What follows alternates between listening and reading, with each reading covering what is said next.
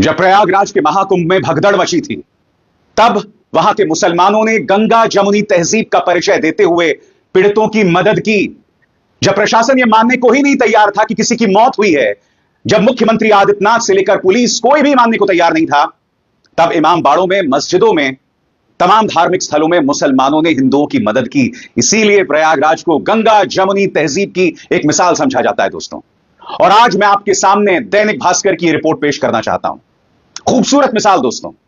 एक तरफ मुसलमानों ने गंगा जमुनी तहजीब की मिसाल दी और दूसरी तरफ यह व्यक्ति यह कहता है कि कोई बात नहीं, अगर आपकी मौत हो गई, कम से कम आपको मोक्ष तो मिल गया। इस व्यक्ति को यह बताना चाहिए कि जो युवा मां मर गई अपने बच्चों को छोड़कर, क्या उसे मोक्ष मिल जाएगा? वो तो अपने सांसारिक काम भी पूरे नहीं कर पाई। निहायत ही शर्मनाक बयान। मैं इनकी चर्चा करूंगा दोस्तों, मगर सबसे पहले दोस्तों मैं मिसाल देना चाहता हूं दैनिक भास्कर की इस रिपोर्ट को। मैं बधाई देना चाहता हूं, दैनिक भास्कर के रिपोर्टर्स ने बहुत ही खूबसूरत काम किया है। दैनिक भास्कर वो मंच था दोस्तों जिन्होंने शुरू से ही लगातार बदइंतजामी पे रिपोर्टिंग की, और मुझे जो जानकारी मिल रही थी वो दैनिक भास्कर की बदौलत मिल रही थी। बाकी तमाम पत्रकार जो हैं वो हादसे के बाद जागे, वरना हादसे से पहले वो भी जय जय मोदी और जय जय योगी कर रहे थे। सबसे पहले दोस्तों देखिए दैनिक भास्कर की रिपोर्ट जो बताती है प्रयागराज की गंगा जमुनी तहजीब के बारे में और किस तरह से मुसलमानों ने दिल खोलकर मदद की पीड़ित हिंदुओं की। खबर आपके सामने है। महाकुंभ भगदड़, मुसलमानों ने मदद की, खोली मस्जिदें, 25,000 को बिस्तर रजाई दी, भोजन कराया, बोले श्रद्धालु हमारे मेहमान।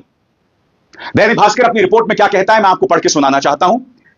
यह वो वक्त था जब श्रद्धालुओं के लिए की गई व्यवस्थाएं ध्वस्त हो गईं। श्रद्धालुओं की एंट्री रोक दी गई थी, जो जहां था वहीं पर रोका गया।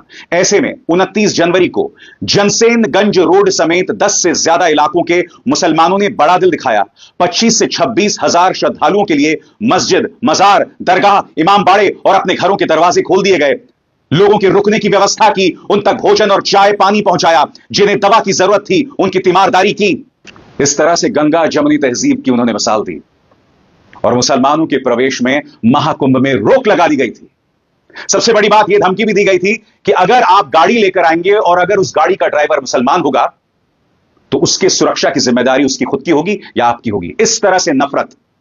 मगर आज वो मुसलमान मदद कर रहे हैं। सबसे पहले इमाम साहब किस तरह से पानी बांट रहे हैं दोस्तों, इसका वीडियो देखते हैं। ये वसीउल्लाह साहब की मस्जिद के इमाम साहब अमीन साहब जो है यहाँ पे पानी बांट रहे हैं। पानी ले लो, पानी। वसीउल्लाह आपकी मस्जिद के इमाम साहब जो है यहाँ पे लोगों को पानी बांट रहे हैं। ऐसी आपको ढेरों तस्वीरें, ढेरों वीडियोस मिलेंगे और मैं आपको बतलाना चाहता हूं कि किस तरह से इन्होंने गंगा जमुनी तहजीब की मिसाल दी। दैनिक भास्कर क्या कहता है आपकी स्क्रीन पर। श्रद्धालुओं को 29 जनवरी की रात भी सड़क पर ही काटनी थी। ऐसे में प्रयागराज के मुसलमानों ने गंगा जमुनी तहजीब की मिसाल दी। मेला क्षेत्र से 10 किलोमीटर दूर खुलदाबाद सब्जी मंडी मस्जिद, बड़ा ताजिया इमाम बाड़ा, हिम्मतगंज दरगाह और चौक मस्जिद में लोगों को ठहराया गया। इसकी कुछ तस्वीरें और वीडियो भी सामने उभर कर आए हैं। मुस्लिम समुदाय के मोहल्ले नखास कोहना, रोशनबाग, हिम्मतगंज, खुलदाबाद, रानी मंडी, शाहगंज के लोगों ने अपने घर में श्रद्धालुओं को ठहराया, उन्हें चाय नाश्ता कराया, खाना खिलाया। इन मोहल्लों में रात में भंडारा चलाया गया। श्रद्धालुओं को हलवा पूड़ी और खाने के सामान भी बांटे गए।